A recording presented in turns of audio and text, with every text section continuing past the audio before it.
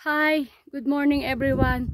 We are now at Mount Apo Boulders, near in Summit. Look, this is the boulders and this is the Sananip. Ito po kami, salukuyang naglalakad sa boulders. Then si Mami, pandali na naman po kami ng videohan dito. We're starting 2:12 in the morning. Nag-start kami mag-hike para makaakyat dito sa boulders. Simula sa Goody-Goody campsite. Well, yung ibang kasama namin, pandali na sila ng picturean doon.